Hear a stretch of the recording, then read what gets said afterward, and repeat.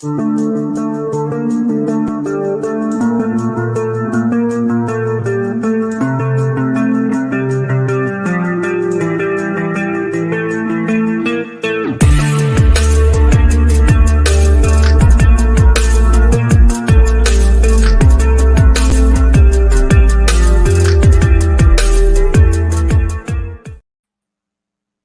I have risen, folks.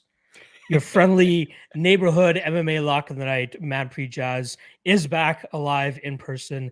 Welcome back to another edition of the Deadlock Podcast. I am your host, as always, Manpreet, joined by my co-host, Clint. It feels like an eternity since the last time me and Clint have spoken. I'm so glad to finally sit in here, putting my studio space all back together for the first time in like 2 or 3 weeks. It was really nice. I felt like I just got back into the groove of things. But what better way to finally stick my head back into the MMA sphere than with my guy Clint? Even when we're preparing this show, I hit him up and I'm like, Clint, what's going on? And then he hit me with like 3 topics. I'm like, really? Like, these are not the names that I expect to be entangled up with whoever they're tangled up with when he sent me the list. So we got a couple of things to talk about. But first, as always, I want to say what's up to my guy, Clint. Clint, what's going on, dude? Not a whole lot, man. Shit's just rolling right along. You know, the MMA content creation schedule. You got a little break from it. The rest of us have been just rolling right along, man. Got my ass kicked by the first PFL event of the season, so that was fun. I have the not the Midas touch right now, Locke, but the death touch, whatever's the opposite of the Midas touch, because whatever I touch appears to just wither and die at the moment. I can't win a fucking thing. I stopped tweeting out my NHL degenerate action, and it's a good thing that I did, because I'd be costing anybody that was crazy enough to jump in the boat with me money. It has been a rough little skid that I'm on here, man. I'm happy you're back. Hopefully that resets the mojo and we can all get headed the right direction here. You can't be. I remember when you put out the TikTok about your Aljamain Sterling play, and you got to give yourself some credit for that one. That was a sharp ass play. I'll take that. That must have put a good dent into the deficit that you've been in over the last like week or 2 weeks, whatever long it's been. Right. That was a great call. Hats off to you. Thank you. It very much did put a dent into my deficit, Locke. It put a big dent into my deficit. And it's funny, actually, because I have a sponsorship deal with a very certain sports book. I can't mention other sports books. It's like part of my deal that I have to have like official, lines and stuff like that posted through their site. So I hit the split decision prop that was offered by DraftKings. Got shouted out on Ariel Hawani's, betting segment the week after. So that was, there's even more of a dent than my than my official record shows. So I'm pretty happy about that. The record looks awful. The pocket is okay. I was going to say, so you hit the over 3.5, you hit Sterling straight up for 2 units, if I'm not mistaken, and then you hit him by decision as well at plus 950. Am I then by split at 28-1. What the fuck? It was a landslide that night, Locke. No, that was a good one. that was a solid one. As I kind of tweeted out earlier as well, I am slightly celebrating the belated 420 today, just in podcast form. I gotta bring the authentic self to you, right? This is the genuine me, especially a day after the big day as well. So hopefully, if you guys are watching along with us, you guys are partaking as well. And Clint, this would have been a great opportunity for us to get it off the bat. But maybe next year for 420, I'll come down and we can make it happen. What do you say? Yeah, I mean, hey, if we want to plan ahead something like that for next year, I think why the hell not? That sounds like a good time. Do an in-person podcast. Hopefully we'll be up and running by then for that kind of thing. It sounds like a good time. Absolutely. But I do quickly want to just address, like, everybody's just wondering where the hell I've been.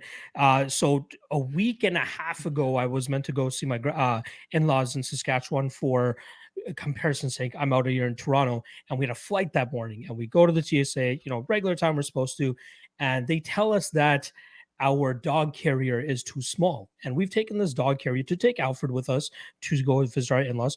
We've taken it numerous times, maybe 5-6 times at this point in time. Never had an issue. Then they finally say, oh, you're not allowed to go and take the dog on the flight because this is now considered too small. I'm like, what, dude, we got a flight to catch in an hour and a half. What do you mean we can't take our dog? And right now I don't have a place where I can leave Alfred and we're supposed to go by ourselves. So we just made, we were luckily get a credit on our flights. We're going to pretty much rebook those for Christmas to visit them for Christmas as well. And then we just decided to road trip out. And we've never really done it in that type of haste before. And just to put it to perspective, 28 hours. And this was the first time we kind of like stopped over. We stopped in just this small random ass town by Thunder Bay, but very small. Stayed the night and then got back on the road. But it is still very, very difficult to do that type of drive. We got out there, enjoyed the week, had a great week, came back, and yeah, got back Monday super early, like 4 a.m., 5 a.m. I think it was on Monday, and then it was just acclimating back to everything. And yeah, I'm glad that I got the dog of the night challenge to update, got the lock of the night challenge to update. The tape index was very much lagging far behind. So shout out to everybody that's on the tape index right now. You guys have seen there was a giant update earlier. So it's a lot to get back to reality. And then now you got to get into the news cycle, the breakdown cycle. I'm only 6 fights into this weekend's card. I plan on finishing the rest of it over the next 24 hours or so. But yeah, appreciate all the love. And everybody asked me where the fuck I've been.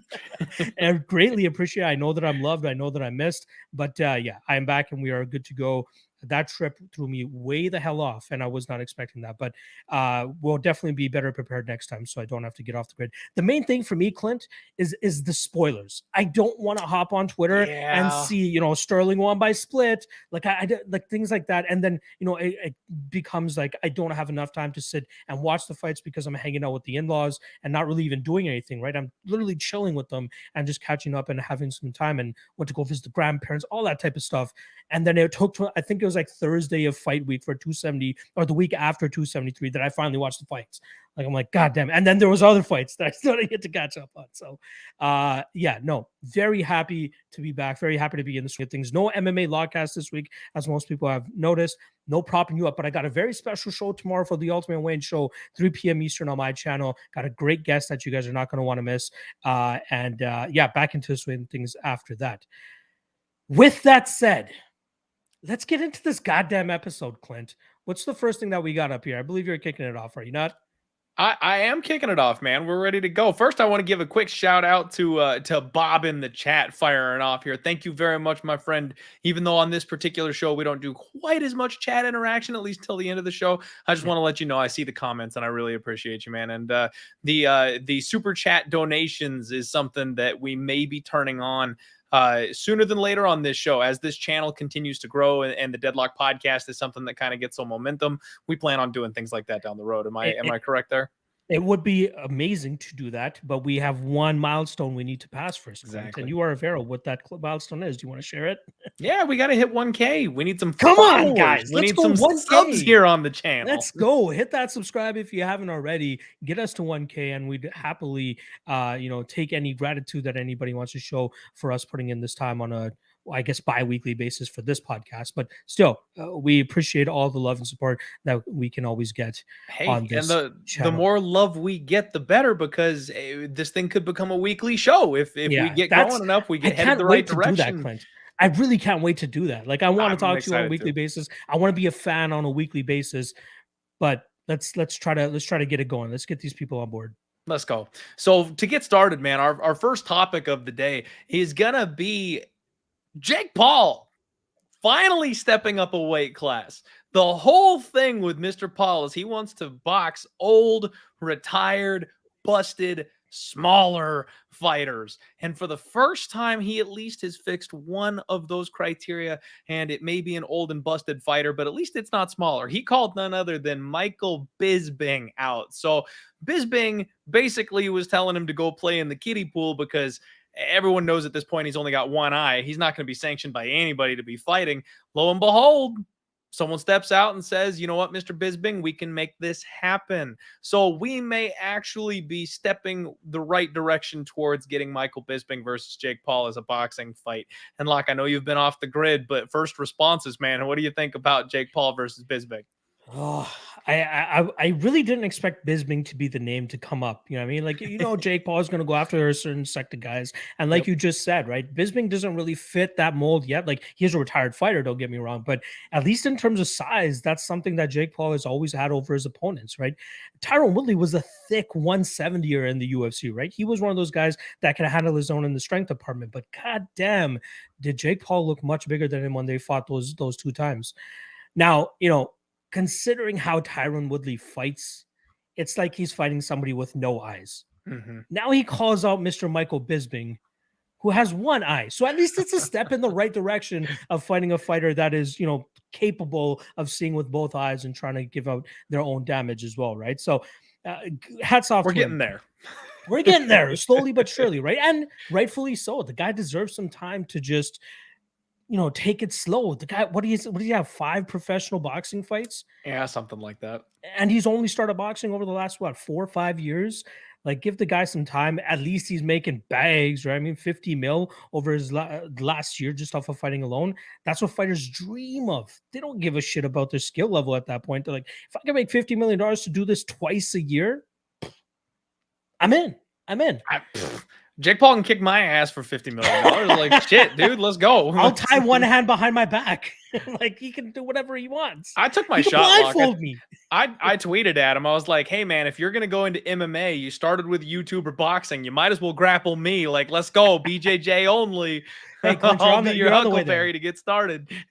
You're on the way there. You just got to get the TikTok to pop off a little bit more, and I know he'll be calling your name out. Jared Van Dera commenting on my TikTok today. Breaking news. So we're headed the right direction.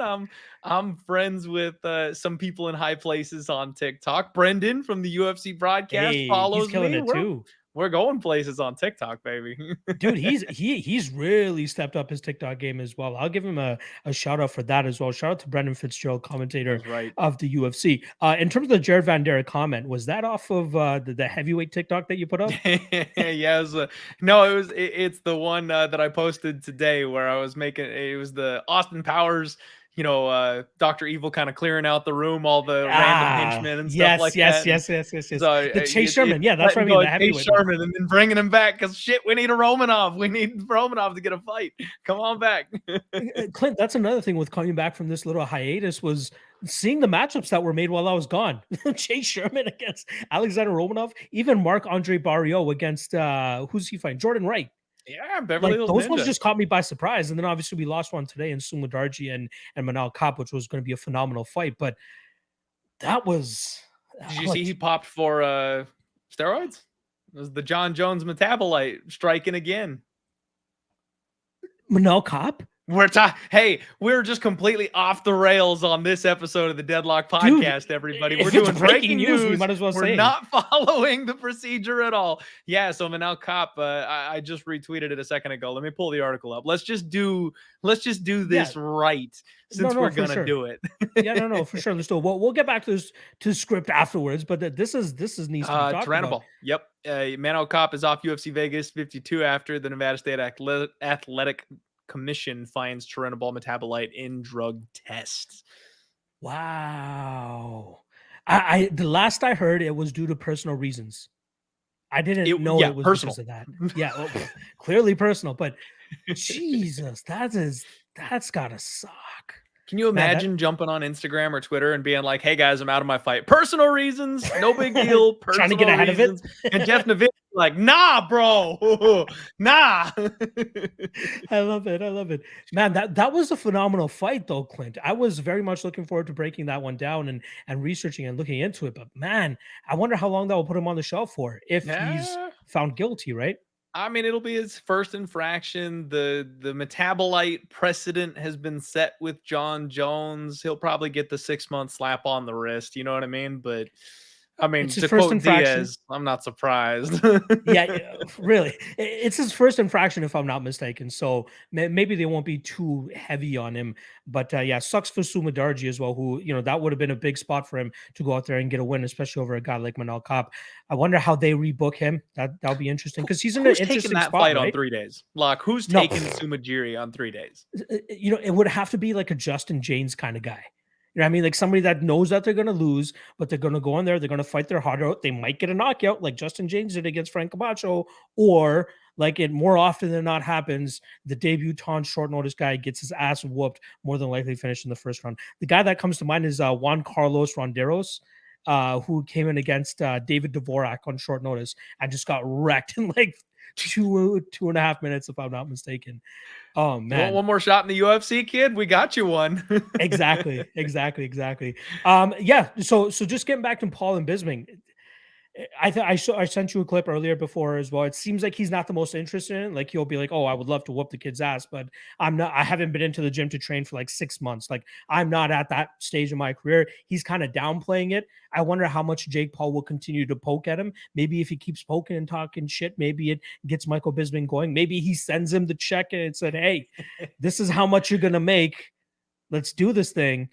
But I think more so he just wants to save the possible embarrassment in case he does get knocked out, right? I think he's too prideful of a man to put himself in a situation like that. He's happy, cushy, content where he's at, especially with the commentating job and the analyst gigs that he gets. He's chilling.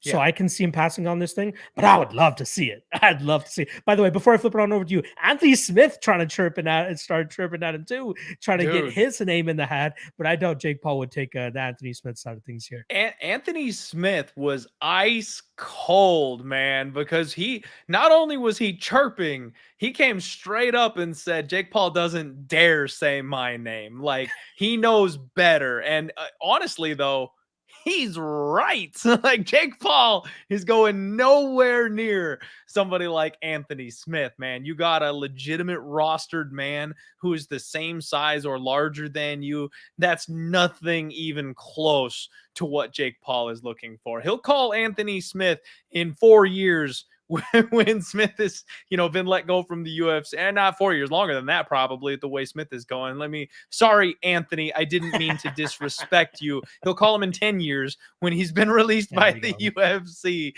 and he's been busted up a decent bit more. Then maybe he'll get the phone call from Jake Paul. But Smith, that was just a baller quote, man, and I loved it because we haven't heard a single word from Jake Paul since then.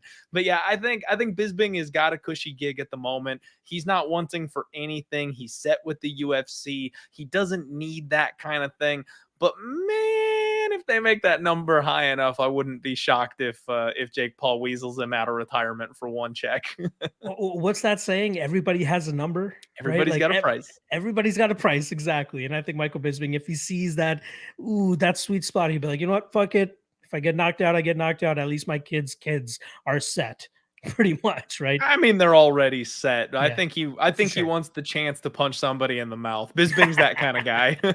Exactly. I did quickly want to say what weight class Jake Paul actually fought Tyron Woodley at, and I believe it was 192 according to the Wikipedia page. And what Michael Bisping was a 185er, and even Anthony Smith a 205er. How much weight was Jake Paul actually cutting to get to 192 pounds? Like he doesn't seem like a guy that's chiseled. Like he's in shape, but he's not chiseled.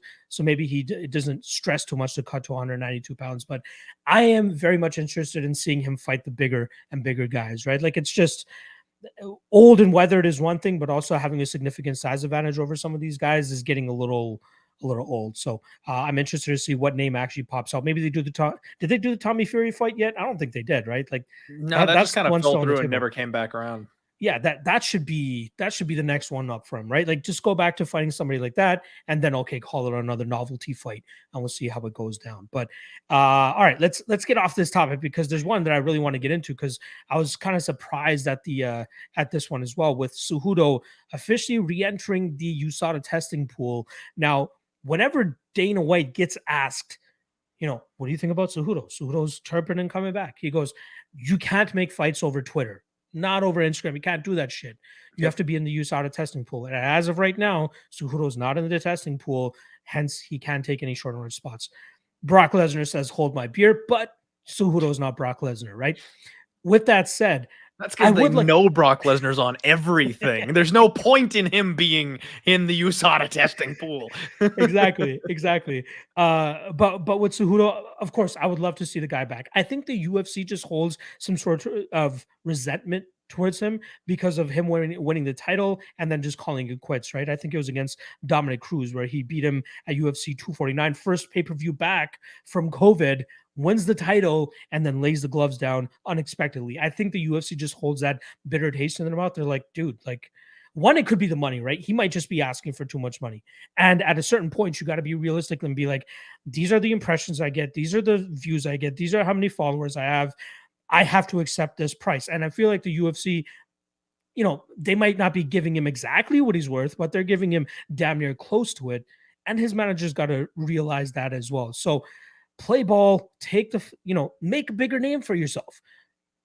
Now that you're re-entering the testing pool, take a fight, maybe not at the price that you want, go out there, make another statement and be like, hey, I did it again. Now get closer to the number that I initially said. The more you go out there and fight, the more you go out there and prove you deserve how much you want to get paid. So let's do that, Cejudo. Who's really watching your podcast with the schmo? I keep forgetting you have a podcast with the schmo unless somebody posts a clip from it. You might not, I don't know what he's doing to make money right now. Sure, you made a lot of money with the UFC, but clearly he wants more.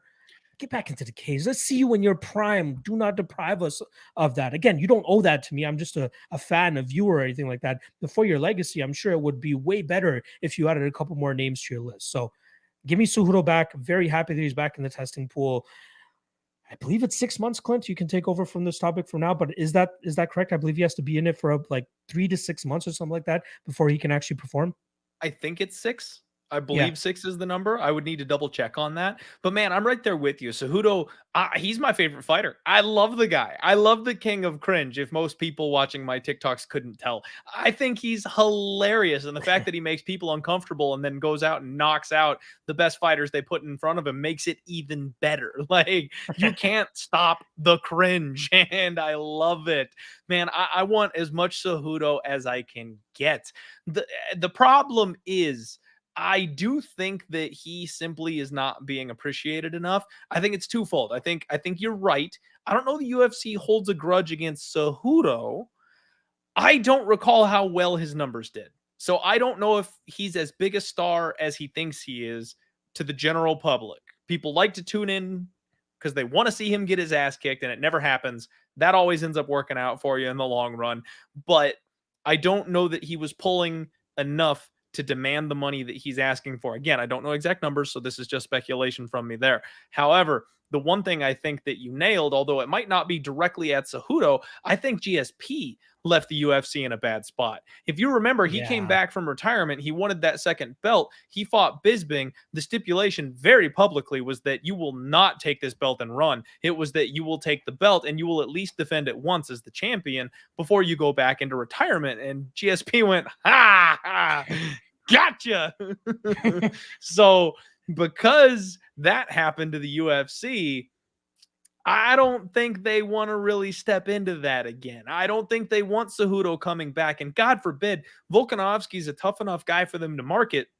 He's finally making waves. He just got his first knockout. What if Cejudo actually beats him, Locke? Like, what if Cejudo does come back? They throw him in there against Volkanovski. He takes the 135 belt and says, hey, I'm quadruple C, bitches. I'm out. Like, that's... Hey, where do they go from there? Like, now they got a guy that could be competitive as the champion in 3 different weight classes, removed the belt from a guy who is been active and dominant, and now just poof, he's gone. Like, that would be the worst case scenario for the UFC. So I think both to avoid that circumstance and because Cejudo's probably asking for more money than the UFC wants to pay up for, those are probably the 2 reasons why this whole thing just hasn't already come to fruition.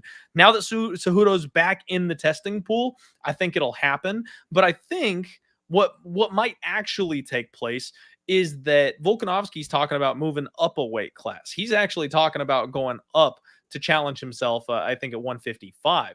I think doing some kind of an interim belt at 135 with Cejudo would be very interesting. Give me like now Max Holloway and Cejudo at 145 or something along those lines. Get another belt on the line, and then Volkanovski can come back for like a unification title fight. That way it's not just like hanging out there in limbo. That way it forces Cejudo to have to fight one more time. That's an interesting setup if you ask me. I think returning at 135 getting that title and then asking for a 145-pound belt is kind of the best situation as well, right? Because you want to assure his longevity. Because if he just goes out there and beats the 145-pound champ and says, "Peace, I'm out," Yep. again, UFC stuck in the mud like they just were with GSP. So no, yeah, you make all the right points. I absolutely agree with you as well. Let's just see Cejudo back in there. Right? I mean, Yeah. let's get him in there. You prefer him? Sorry, what would you prefer as his first fight? Give me the one name that you want to see him against right off the bat. Oh man, I Because for mean, me, just to give you a second to think about it, give him yeah, a title give shot me a at quick second to 135 think about it pounds. because I wasn't prepared for that. Go for Aljamain Sterling, or whatever. Maybe he has to wait until Sterling fights Dillashaw. I'm not sure what the process is with Dillashaw and his recovery, or progress, I should say, with his recovery is right now. Yeah. But let him fight the winner of that fight if that's the fight that they're going to make. And yeah, let's go from there. That should be the next step. Jose Aldo sounds good to me. You don't like the immediate title shot.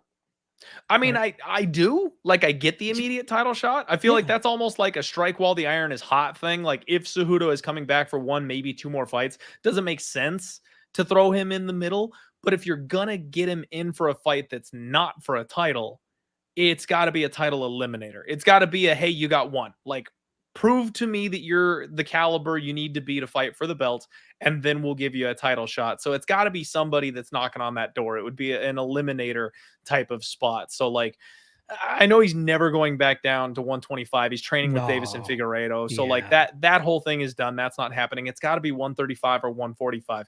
If he's going to go for the quadruple C thing, give him somebody at 145, Josh Emmett, get somebody who's on the fringe to like kind of fast track him to the belt, or give me somebody, at bantamweight, like I said, that's a title eliminator, somebody like Jose Aldo, Rob Font, Corey Sandhagen, run it back with Dom Cruz, like, one of those types of options.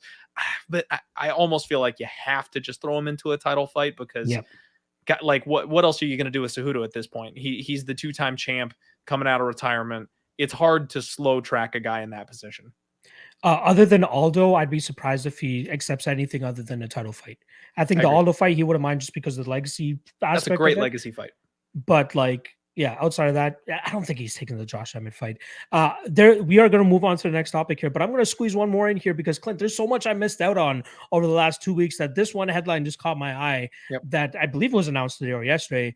But Diego Sanchez fighting Dan Hardy in a boxing match. And not to mention in the main event, you got Ricky Hatton, who, I thought was just, very much crippled from the effects of boxing at this point of his career. And here he is main eventing boxing card. I think it's professional. I don't know if it's exhibition, but obviously for the sake of this podcast, we should focus on the weirdly interesting Dan Hardy versus Diego Sanchez matchup. What were your initial thoughts about that one? Yeah, I mean, fuck Jon Jones, Stipe Miocic. We've all talked about that one to death. Who cares? Dan Hardy, Diego Sanchez. Man, that is baby. I mean, it's the weirdest thing in the world to me that fight ended up getting up because Dan Hardy has been teasing a comeback for years. I mean, he's been talking about one last MMA and honestly, like maybe and I don't, Locke. I don't even know what the hell is wrong with Dan Hardy. Like, what is even the deal with Dan Hardy? First of all, the last time he fought, I can't believe it's been this long. Do you remember the last time he fought? Oh my God. It was like over under 8 years. I mean, I'm going to say over. It was probably like 9 years ago. 10 years. Actually, you're closer to the dot here because it was September 2012. So yeah, it was over 8 years over 8 years, 9 years. Sorry. But still, he fought Amir Sadallah and beat him in a decision that night. Amir you know what? Sadallah. I haven't heard that name. Bro, main event of that card. You're going to be like, what the fuck? I can't believe it was 10 years ago. Stefan Skyscraper Struve finishing Stipe Miocic. We were talking about Stipe. Wow. I can't believe it's been that long, bro. Holy shit. Stefan Struve was main eventing the last time Dan Hardy fought. If that tells you anything. Let's see if there's any other interesting names on it. John Hathaway against John McGuire. Shea Mills. Remember Shea Mills? No, I don't. Exactly. Jimmy Manuwa on the undercard. Akira Corsani against Andy Ogle. Brad Tavares against Tom. Wow. Gunnar Nelson was the second fight on the card. That's how long ago it was, folks. Oh my God. Anyways, yes, I believe it was actually an issue with his heart, Clint, that has kept him out. Right, that's Okay. he has a medical condition called Wolf Parkinson White syndrome. That's the exact name according to Wikipedia here. It's something with the electrical pathways issues from his heart to the rest of his body or something. So yeah, Yeah. no commission would license him because they're too Probably hard scared. to train and fight with that kind of a condition. That But that's the sounds thing. He said terrifying. he said he feels 100% fine. Like he's training hard. Like he could train Ah, for they a always say fight.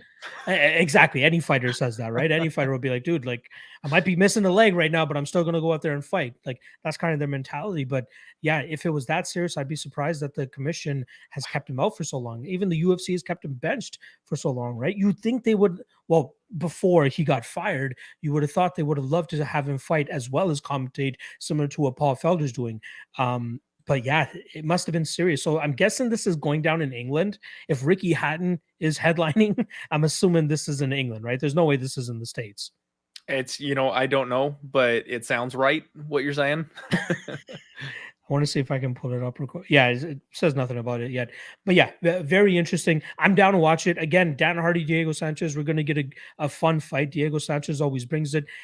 Like, what other name could you throw out there that Dan Hardy could fight? Maybe Tyron Woodley. Like, he's obviously, Oh flexing God. his boxing muscle nowadays. But I just mean, like, what other names are there? Literally, name me any other names that you could give Dan Hardy. Yeah, I mean, honestly, man, I don't have any for you.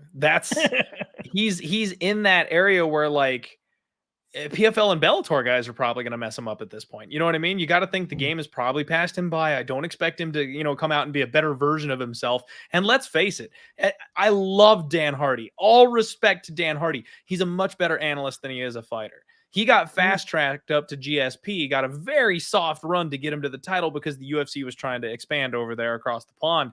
He did not do well after that title fight. Like he was never a true championship contender type of fighter, at least, for longevity's sake. I think, believe it or not, Diego Sanchez is a relatively solid matchup for him at this stage. I mean, Diego just went life and death over in the Eagle FC. Kevin Lee may not be the guy we thought he was either at this stage, but he had a very competitive fight. And, it's a guy that probably matches up relatively well with him. I'd rather it be an MMA fight than a boxing fight personally, but it kind of makes sense. I think Diego Sanchez might be the perfect guy. And stylistically speaking, it's a good fight for Dan Hardy, mainly known as a striker. Doesn't have to worry about that crazy wrestling cardio of Diego Sanchez. So it makes it, a closer fight. And not to mention the inactivity of Dan Hardy versus the activity of Diego Sanchez. He's still been actively Exactly. fighting right over and over again. So that kind of closes the gap there. I wanted to see if Dan Hardy had any boxing record. So I checked on BoxRec, which is the equivalent of Tapology for MMA. And there is one Dan Hardy on their database, but the last time he fought was 1917. So I'm assuming that's not the Dan Hardy that I'm thinking of. So Probably not. I can't believe they actually went that far in terms of having records of guys who fought in 1917. Shout out to BoxRec for being very thorough with their information. Wow. All right. Yeah, let's get back on track here. We'll just give our quick 2 cents on Stipe and Jones, and we can get into the rest of the script here that we have. But yeah, another interesting one that I wasn't expecting to hear. Like that's kind of been the rumor over the last couple months, right? But there was really never any intention or anything from the horse's mouth saying that this is the fight that we're looking at. But there was a clip released on TMZ a couple of days ago, maybe even a week ago at this point, of Dana being asked about Jones, and they were asking when would he come back, who would he fight, and Stipe was the name that he seemed to throw out there, and he said they are eyeing the summer. So I don't know what's going on the Stipe side of things, because it was hilarious when Francis Ngannou, or sorry, was it Francis? No, Tom Aspinall won against just completely ignoring Volkov. him. Yeah, exactly. He completely ignored him that day. Like he's calling him out, he acknowledges him real quickly, and then just goes back to taking pictures with fans. But like it seems like he's not interested at all, right? Like no fucks given, Stipe. Exactly. Exactly. The newest like MMA mythical creature. No fucks given, Stipe. A guy in his position, like think about Jorge Masvidal or think about Colby Covington if they were in a similar situation. A former champion that just lost their title in their own hometown, getting called out by the guy who won in the heavyweight main event. They would eat it up. They'd be barking back at him. They'd be saying all this shit. And Stipe's just sitting back, chilling, taking pictures with the fans, kissing babies, signing titties. That's it. That's what Stipe Miocic is doing. I love it. I love Stipe's attitude towards this thing, but give us some reassurance that you're fighting still, right? Because there has been rumors that he wants to hang it up as well. Give us some clarity. Do you want to come back and fight? What do you want? Let us know what's going on in your head. That's it. But that would be a great fight for Jones to come up to the heavyweight division. Don't give him a title shot right off the bat. Let him prove himself first. And what better way to do it than against the guy we've been wanting him to fight over the last couple of years, the former champion Stipe Miocic. If you beat Stipe, you get your shot, and then you can truly prove that you were going to be the heavyweight GOAT. Before I pass it on to you, Clint, though, there's one very interesting thing about Jon Jones that I've kind of thought about over the last several years. I really feel he could have been one of the biggest stars in the game. Like, just before he started fucking up, he got the Nike deal. He got the Gatorade deal. He was whooping ass left and right, not even making fights close. He had that close fight against Alexander Gustafsson, but dug down like a champion in that third round, turned it around, got the win that night. Then when he rematched him, he beat him to a pulp. Like, he is unstoppable. And his image was very much there to get him to that next level. Like I said, getting those big sponsorship deals. I feel he could have been like I'm talking like like just as big as Conor McGregor. I think he could have been that level if he kept up his dominance, kept up the decent image, fuck up here and there, but he just kept fucking up way too much. But you could be Conor McGregor level. You can be making $10 million a fight or some shit if you continue that dominance. And he just let it all slip by. And I'm interested to see now, how old is he now? Let's see how much time he truly has left to, sweep up the pieces. He's 34 years old. I remember when he was the young gun on the scene. I remember when he was, finishing Shogun for the title and all that. And everybody's like, oh, we can't wait for the years and years that he has of dominance left in him. And now look what happened, right? Very, very sad to see, but I'm hoping that he can recapture even 50% of what that could have been if he comes back and starts dominating the heavyweight division like we expected him to. Please let me know what your thoughts are on Stipe Jones. Man, Stipe Jones, my thought is please just don't make it for an interim title. Like, after what they did to Francis Ngannou last time, he came in, he shut Dana White up, he did everything that he had to. And then if they turn around and make that man not be the champion again, after doing what he did to the guy they handpicked to be the man that took the title from him. They put an interim champion on somebody with far less experience with the coaching thing. They set the storyline. They set Ngannou up to fail, man. And he proved everybody wrong.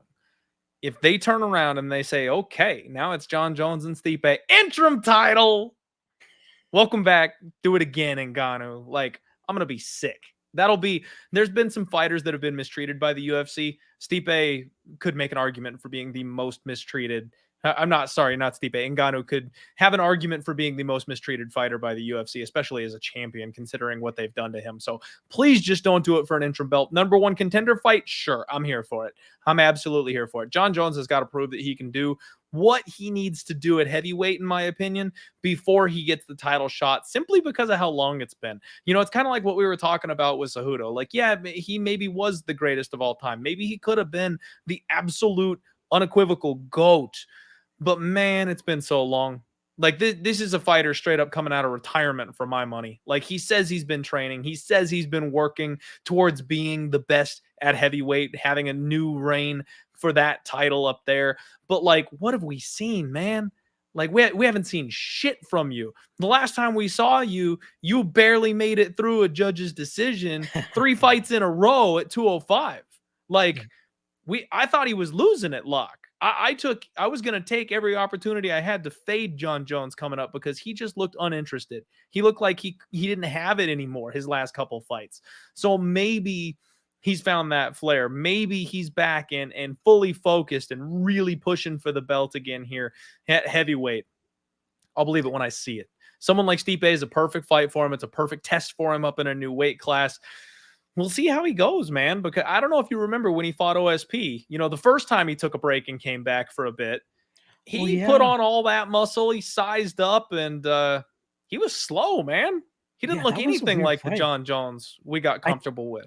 I totally forgot that fight even happened. I think that was UFC 197 or something like that. But yeah, no, damn, good memory on you for bringing that fight back up. I totally forgot they even fought. Yeah, man, and that was his big comeback before he had to earn Yeah, his title shot back against Daniel Cormier. They were like, at least prove to us that you can, fight at this level still. And sure enough, he came back. He beat OSP. That was one of the worst fights he's ever had, yeah, Locke. That was one where you're like, oh my God, like this is what Jon Jones does now. Like he yeah. was big, he was slow. And I know that's part of why they're saying he wants to size up to heavyweight and take his time doing it. But like, I don't know. Honestly, Locke, it sounds like a whole bunch of excuses to me. Jon Jones has been surrounded by yes men for a long time, and he has not lived up to the name. He has constantly, thrown quotes out there about proving everybody wrong, and always trying to act like he's a good person and a Christian, and it just rubs me the wrong way because he's such a garbage piece of shit. I'll go on record saying it. I'm the biggest Jon Jones hater on the planet.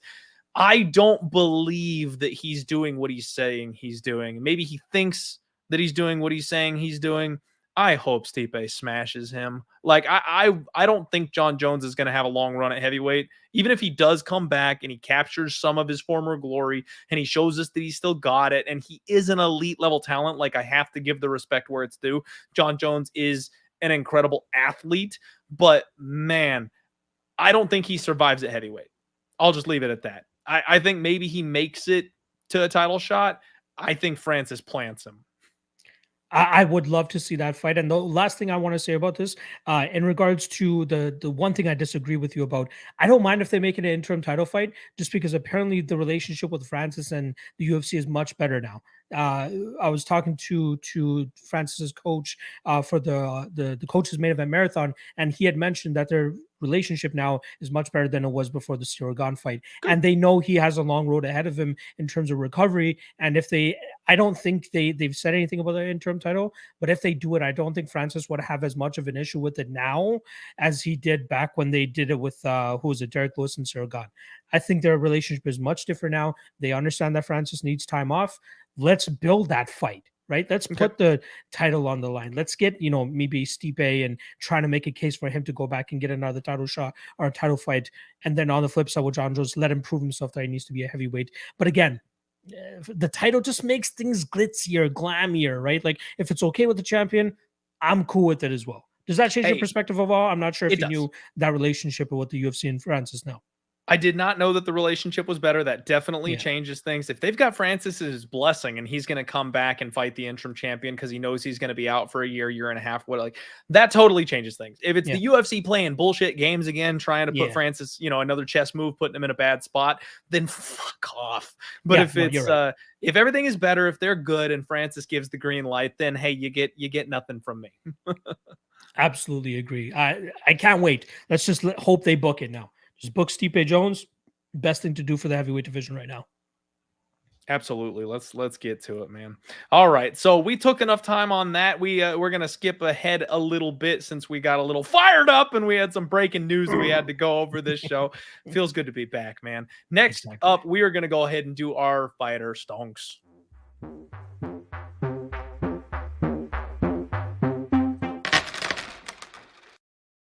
All right, welcome back, everybody. What we're doing for Fighter Stonks, you may know we have a fun little partnership with PredictionStrike. They are a real-time stock market for athletes. You can do NBA, MLB, hockey. Like they got everybody over here. It's really cool. And they treat it exactly like a stock market. Locke and I each have a $50 bankroll. The contest is, I think we settled on 1 year, one Yeah. season, something like Full year. that. Full So we're calendar going to year. go one full year on the show. Whoever has the most profit at the end of that full year buying and selling MMA, UFC, Fighter Stonks. We haven't picked the punishment yet, but we'll do something good for a full year-long contest. At any rate, I have my portfolio up right here, and it has not been good the last couple weeks. Like, I had a big investment in Askar Askarov. Him taking that L put me big time in the negative.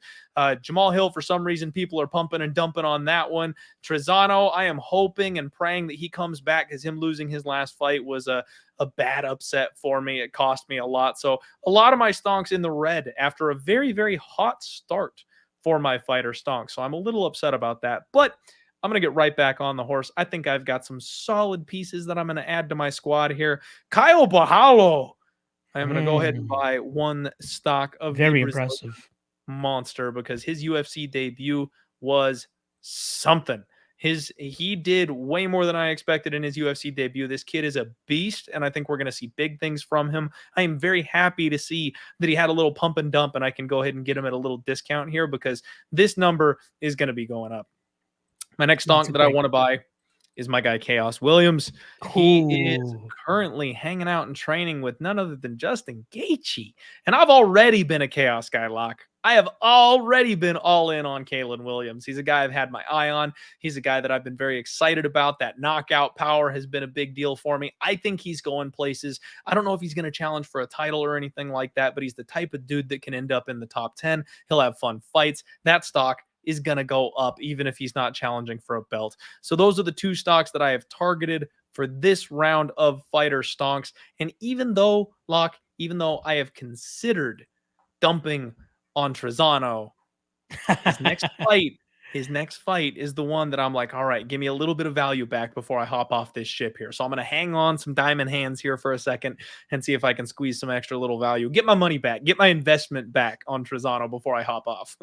A quick question in regards to one of the stonks that you just bought. I believe Chaos Williams does have a fight lined up.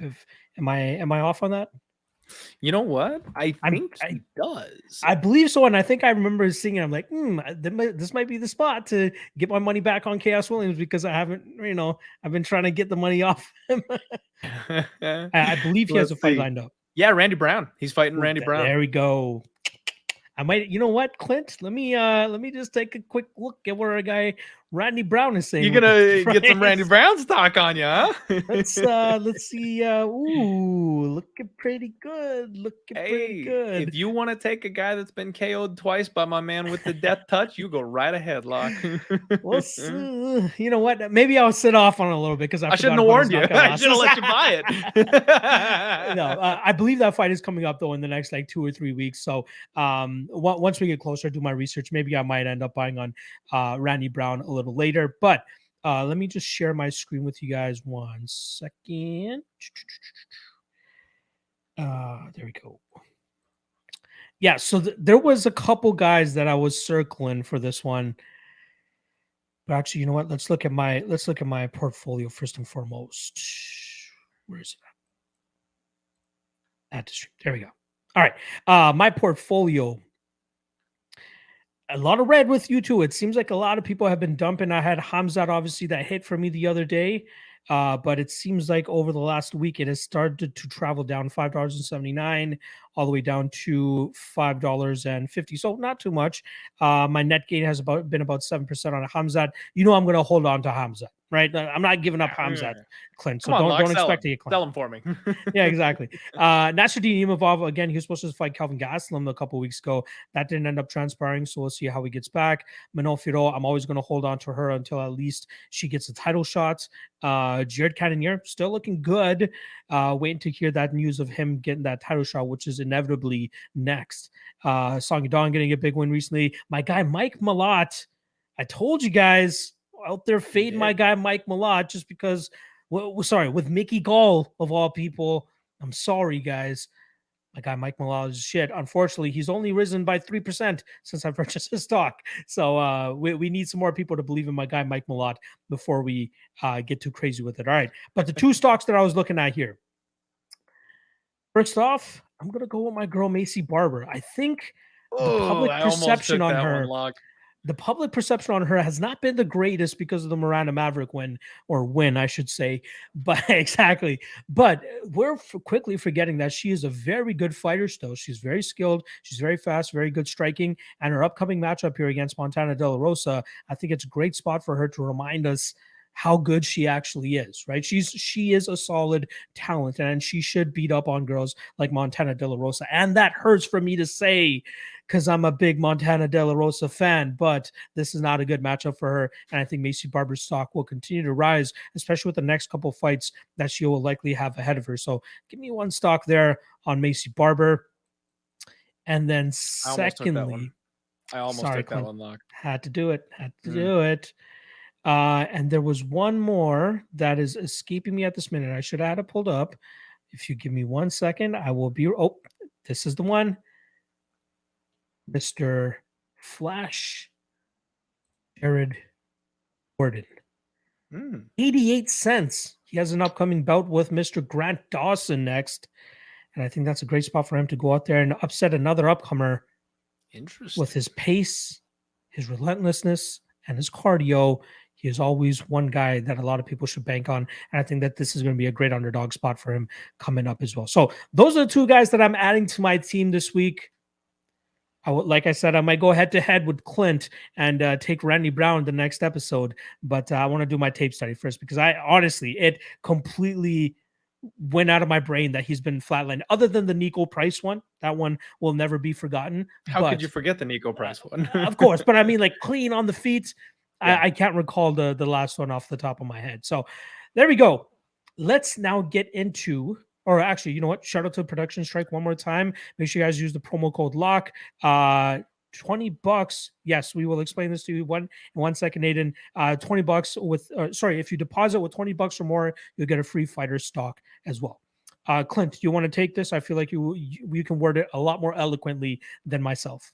Absolutely. So Aiden, basically, Locke and I call them Fighter Stonks for funsies. It's our contest that the two of us are running between each other for your enjoyment.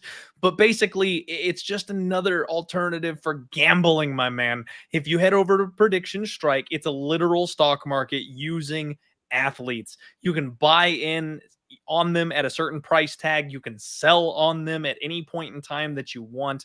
If you use our code LOCK, you'll get a free fighter stonk when you deposit $20 or more. So again, it's simply a stock market. So if you've got a fighter that has a big match coming up, especially a matchup that you like, that you expect them to win, invest in them when they're low. And then once they win that fight, especially if they, get a title shot coming up next, that number continues to rise. It's just like any other business stock. Your percentage you're holding, it will go up, and your initial investment will, accrue interest on that number. And you can sell at any point that you want. If you can pocket some profit from making a good, smart move, then you make out with your money. It's just a different way to address sports betting on athletes in general. We love it. We think it's cool, and that's part of why we decided to use it for our game. We were trying to figure out how to do this Fighter Stonks game, buying and selling on fighters to let you know what direction we think their career path is going to go. Stumbled across PredictionStrike, and it was just a perfect format for us. So here we are. We're using it for our game.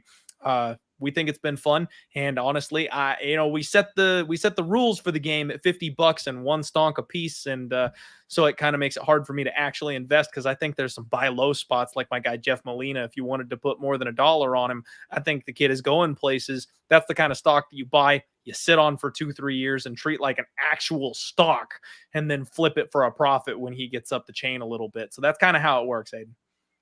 I love it. Shout out to Jeff Molina as well. Big fight with Zalgas Sumagulov coming up for him as well. But perfectly laid out. I love Fighter Songs. And shout out to the guys in the chat from like the first couple episodes that suggested PredictionStrike as well, because they made our lives so much easier. And then shout out to PredictionStrike as well, who believes in the Fighter Stonks segment, which is why they're teaming up with us as well. So big shout out to them. The more people we get on it, the more these stocks will start to blow up and all that. So let's try to spread the word as much as possible. I'm seeing it a lot more on the timelines nowadays, especially since me and Clint start to plug it. So that just means good things. It's blown up, and that's the direction we want to take it. Absolutely. All right, let's keep the train moving along, because next up we got the Daily Doofus.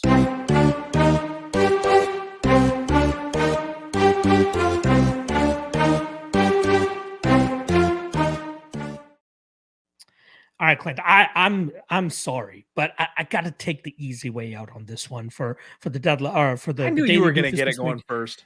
I got to take the easy one, but it may not be the one that you're thinking, because it's more so everybody. It's the fans. I feel like the It's fans. everybody. It's The Daily everybody. Doofus this week is It's everybody. it's the fans, pretty much. Let's put it that way. In regards to their treatment of Aljamain Sterling, belittling him, making him feel like shit. I might have thrown a couple of things out there every now and then as well, but what comes to what is the cold hard facts is he is not the one that did anything wrong in his first fight with Piotr Jan, and he ate shit for it. He's not the one that broke the rules. He's not the one that ended the fight, essentially. Sure. And go back and watch the knee. I feel like people are even forgetting about how impactful the knee actually was. All that aside, he goes out there 2 weeks ago and shows us why he should be the actual champion. Show us that he could actually go out there and compete. Show us why he was the slight favorite in their first fight at minus 120-ish on certain books. Because he has the skill set to go out there and prove it. Getting the backpack position for as long as he needed to. I believe it was the second and third round where he was able to backpack him dominantly. That's MMA. It's MMA. He's doing MMA. And he dominated Piotr Jan in that aspect of MMA for 10 solid minutes. 2 rounds. I put up 2 and said 10 minutes, but 2 rounds. And that first round, say what you want about the first round, but he did. He played the game and he won the game with the judges with that round as well. I feel as though the fans deserve to be the Daily Doofus this week, just due to our sheer ignorance of the situation at surface level. You know what I mean? Mm-hmm. Sterling didn't deserve that shit. I'm glad that he finally proved a lot of people wrong that past weekend. Again, I might have made a joke as well, so I might be the doofus this week as well. But I think at this point in time, the fact that he went out there and proved it the way that he did and retained his title, egg on our face, egg on the faces of the fans. I hope I saved myself there because it started off pretty rough, but I hope I got my point across. I think it's fair, Locke. I think that is absolutely fair. Hey, I was one of those people that came around and when it comes to betting, that was just the most gorgeous spot that anybody could have asked for, man. Win or lose, the fact that he went from being a minus 115, minus 120 favorite to being a plus 400 underdog is like, bro, what are you doing? Like, I don't, you know what I mean? That's one of those spots that we dream of as gamblers. So I'm glad I sacked up and was able to recognize it and then got rewarded because it was a close fight. Split decision absolutely could have gone the other way. So, definitely a spot that I'm grateful for being able to hit there. But good call on the Daily Doofus. Fans need to come around a little bit. Aljo did what he had to do, and he can take a victory lap, man. You know what I mean? He absolutely deserves to take a victory lap after all the shit that he's had to deal with for the last year or two since the accident happened. But my Daily Doofus this week is going to be none other than Mr. Jorge Masvidal, because recently, what did I miss? What did I miss? You know what, Mike? He came out with a quote, and he basically said in an interview that Kamaru Usman's striking is nothing special. Man, like, you just got flatlined by the man. Like, I'm sorry. If you want to play analyst and you want to talk about how somebody's this or that isn't up to par, we do it. I'd get my ass kicked by any of the fighters that I'm talking about, including the 115-pound women. Like, I understand that you can be critical of somebody if you're in an analyst's role, but when you're an actual professional fighter and you're on a skid the way that he is, to go straight up the chain to the champion, no less, to Kamaru freaking Usman, who is chiseling his name in the record books as we speak. A man who sent your head into the third row when you got your shot against him, to say that his striking is nothing special. That's my Daily Doofus, man. Like, you can, if he had just wrestled him to death, go ahead and say his striking is nothing special. But he knocked him the fuck out, Locke. Like, you can't be coming at me with that shit. Get out of here. Yeah, that's quite surprising. But we know what Jorge Masvidal is like, especially with that Colby Covington fiasco a couple weeks ago. But I wish I had that one. I wish I read that and used that as my Daily Doofus. But I love it. I love it. Hopefully he gets another fight and he can actually go out there and, maybe back up some of his shit talk that he's been doing nowadays. You better step down the chain a little bit to do that. Yeah, exactly. Yeah, exactly. All right, let's move on to the next segment here, which is the Deadlock Duel.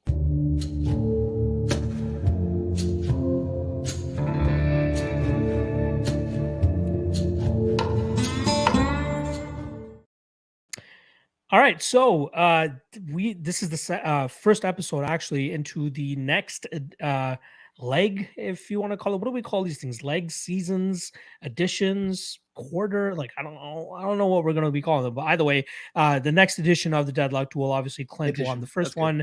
Let's go with edition.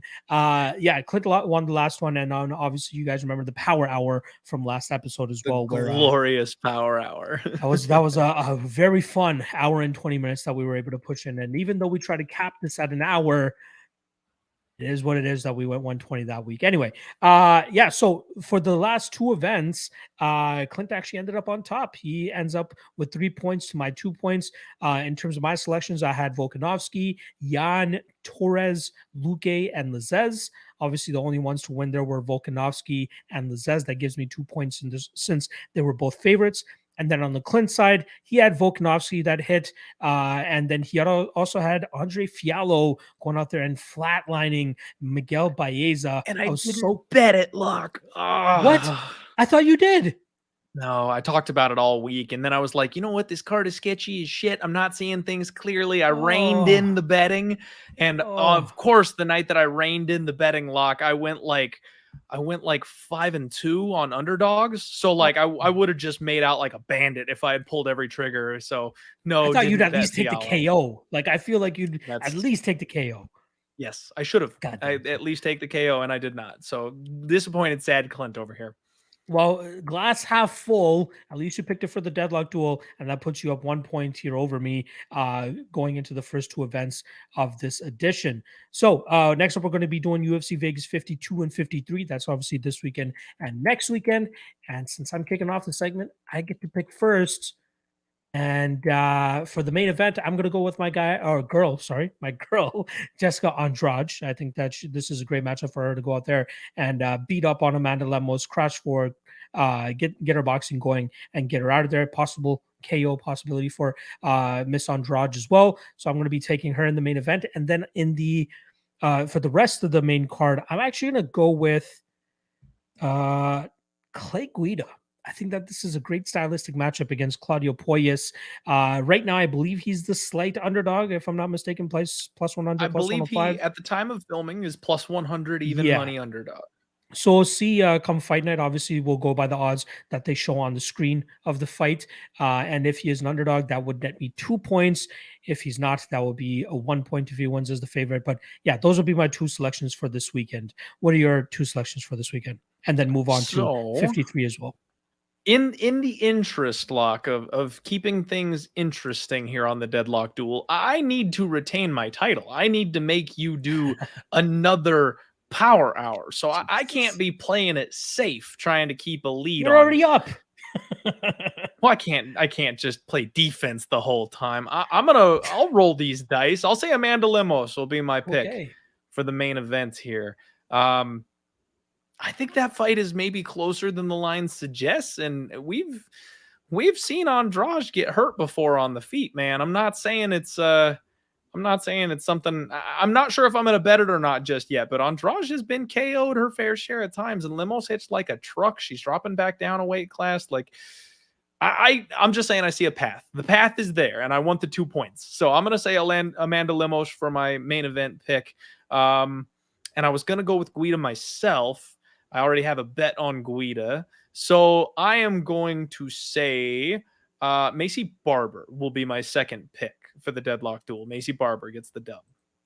I like it. Yeah, I'll likely be taking her to win as well. But yeah, I don't mind the Amanda Lemos play. And given the direction of these odds, she might even end up as a 2-1 favorite, which would net you 3 points if she actually ends up getting the win as a plus 200 dog or more. So a lot more riding on that than you think. But we'll see. We'll see. Hopefully Andrade gets it done and I can close this gap. All right. What about the next card? Font versus Vera. What 2 picks do you want on that one? So I think for Font versus Vera, you know what? I've been having such a hard time with Chito Vera, Locke, he's a guy that early on in his career, I picked him out of a hat and I went, that's my boy. And I just cashed on him like 4 straight fights, run into the bank. And then something happened and I started doubting him. Something happened and I went, you know what? Not anymore. And he has just gotten the damn thing done every single time. He's proven me wrong. And he's finally rounding out. He's coming into his own. Rob Font is a guy that I've had a good time with, and I think he's got an excellent skill set. But at the end of the day, he's a little bit older. He's a little long in the tooth. I think Chito Vera is the new hotness. I'm going to go ahead and pick Chito to win next week. And your other main card selection? I'm looking at the main card right now. It looks like Jake Collier, Andrei Arlovsky, Darren Elkins, Tristan Connolly, Gerald Mearshart, Christoph Jotko, and Jared Gordon versus Grant Dawson. For anybody wondering, that's the lineup. Ooh, Andre Feely and Yo Anderson Burrito is also on the main card, it looks like. So those are our options. Not this weekend, obviously. Next weekend. And I think, Locke, I am going to say... Wow, this is a tough card, and I haven't looked into it. Right? I have not looked into it all that I have much. one that I'm hoping you're not going to take, so I'm just. I know which one you are. I'm pretty sure I know which one you got there. So I think you know what, Locke? I'm going to say Grant Dawson. Grant Dawson will be my second main card pick for not this week, but next week. All right. I'm gonna go with. So we're gonna have like legit head-to-heads on both picks. Very intentionally making this a big couple cards for us here. I'm going with Rob Font to the main event. I've never been high on Chito Vera. I believe I had a small bet on Frankie Edgar against him. You know, he impressed me there. You know, a very good job from Chito Vera. He held up against the wrestling a lot better than I thought he would. But I still think Rob Font has the shits, right? He just lost to Jose Aldo in a main event, right? I think he is still there in his prime. I still think he can provide, a good enough showing to go out there and beat a guy like Chito Vera. I think this is a great stylistic matchup for him. My wondering though is the cardio. I do think Rob Font has a decent gas tank, but I know Chito Vera has a really good gas tank as well, and that's my concern. If he is able to keep up, baby. Yeah, that would be a very interesting, like if this goes into round 4, round 5. But yeah, I'll still stick with Rob Font. And then for my other main card selection, yeah, I'm going to go against Grant Dawson here and take Jared Gordon. I think that this is another great matchup for him, just like the Joe Selecki fight was for him last time, right?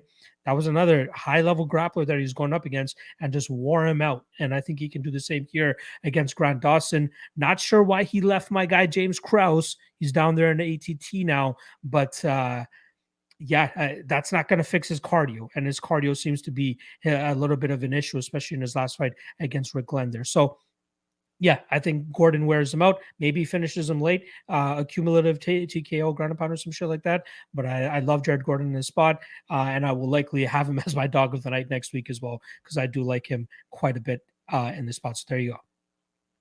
Okay. I like it. Next week is going to have some big implications for the two of us here on this show. Yeah. So just recapping this week, I'm going Andrade and who's the other one? Guida. Mm-hmm. And you got Lemos and Barber. There we go. Perfect. And then obviously next week we're going opposites. I'm going Font. I'm going Gordon. Can't wait. I'm going Vera, and I'm going whoever's Gordon's fighting. See, you're just doing it to be against me. That's pretty much it. All right, let's get into the last segment here, and then we'll wrap this thing up. We're going a little bit overtime at this point in time. Where'd it go? There it is. There it is.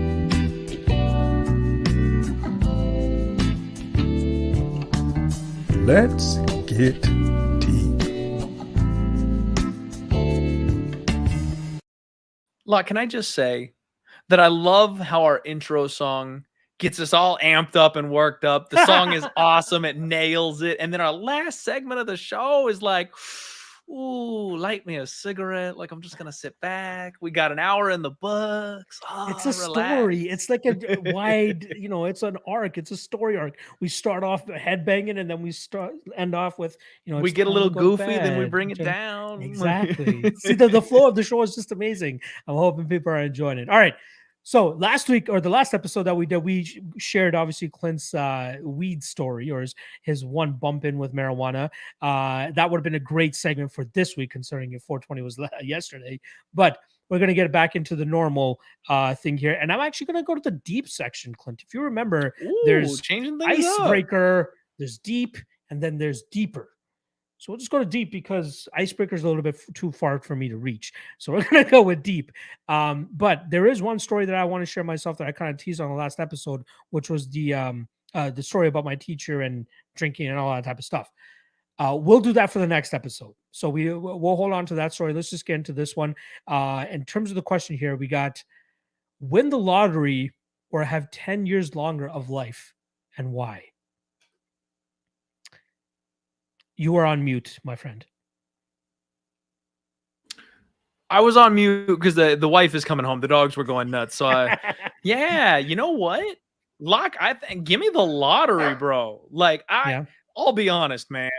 I've seen too many people when they get old, that quality of life dips off, that I'm like, I just don't need 10 more years. I mean, if I can get to 80 or so, I'll be happy with that. I mean, I don't, maybe call me when I'm 80, see if I want to be around another 10 years or not then. But, you know, at this age right now, I'm thinking all the things I could do with the money. I can set the rest of my family up. I can pay off some people's debt, buy a house. Like, there's a lot of stuff that I could do winning the lottery right this second, that I think I would trade the 10 years at the end of the life for being able to set the rest of my family up right now.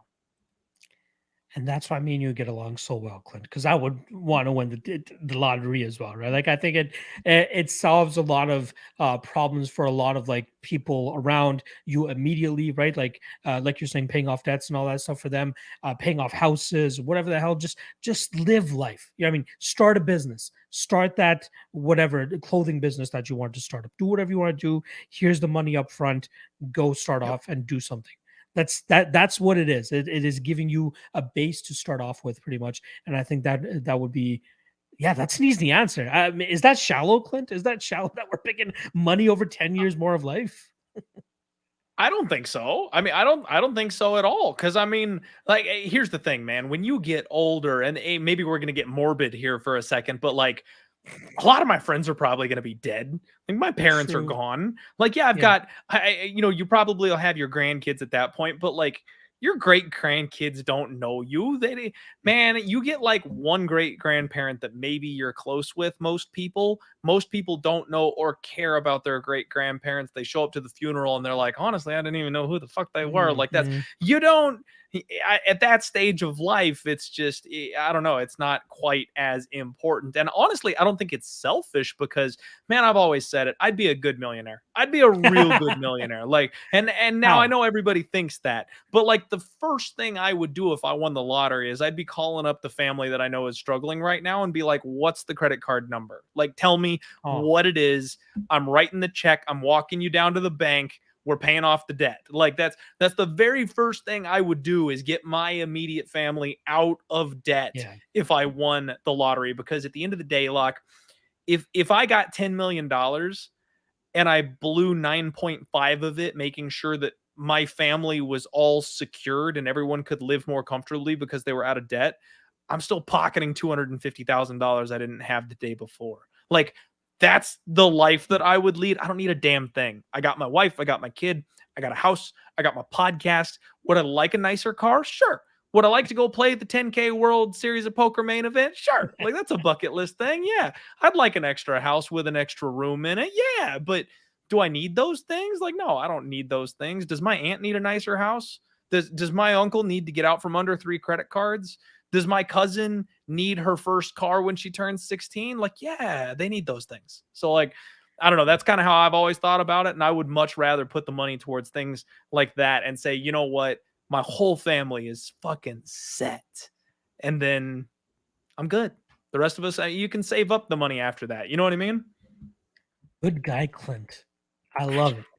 And honestly, I would probably do the same thing. I absolutely agree with you. That sense of comfort that you'll be able to bring to those people closest to you is invaluable, right? Exactly. No, I absolutely my agree single with you. aunt that's got 4 kids. Like if I, Yeah. you know what I mean? Like if I Yeah, could just yeah, be yeah. like, stop worrying about the mortgage, that'd mean the world to her. Yeah. No, I agree. I agree. Well, there you go. Me and Clint would Move. both rather win the lottery than have 10 more years to live. There you go, Clint. Let's wrap this I'd down. gamble it all anyway. No, Clint. That's not the message. Oh man, what a note to end it on, Locke. It was fun, man. I can speak for the MMA community. We're happy to have you back, brother. I'm happy to be back. It felt nice to finally sit in this chair that hasn't been sat on in like 16 days or whatever the fuck it's been. But yeah, happy to break down fights and can't wait to watch some fights this I missed goddamn your weekend ass as much as live. that chair did. Hell yeah. Oh, love it. I love it. All right, man. Hey, real quick though, wrapping this thing up. Everybody do us a favor, smash that like button if you haven't already. And hey, this is maybe, usually we're just asking for likes and subs and stuff, but share the show. Hit us with a retweet. Throw it out Comment there on on it. Instagram and Facebook if God forbid you're still using it. Like, get the word out with us so we can get this ball rolling. It's a fun show. We have a good time with it. Hopefully you all enjoyed it. Locke, where can everybody find you for your other content?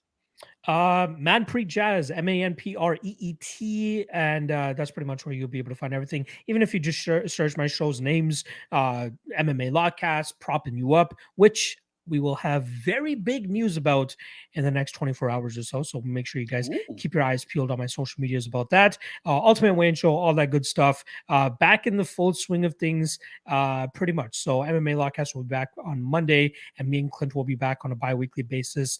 On Wednesdays. I know today's Thursday, but Wednesday will be the next time we do it 2 Wednesdays from now. It'll be May, Clint, by the time the next episode happens. But yes, that's where pretty much you can find me. Insane to think that it's already almost May of 2022. What the hell, man? You can find me at Diehard MMA Pod again on pretty much any social media platform, and Mondays over on Pub Sports Radio for the Diehard MMA Podcast. Everybody, I hope you have a wonderful week out there. This week is sketchy as hell betting UFC, so keep your wallet in your pocket. Hold that money close because, man, I got a feeling we're going to see some crazy shit the next couple of weeks betting on MMA. So everybody buckle up. Have a wonderful week. We'll talk to you in a week.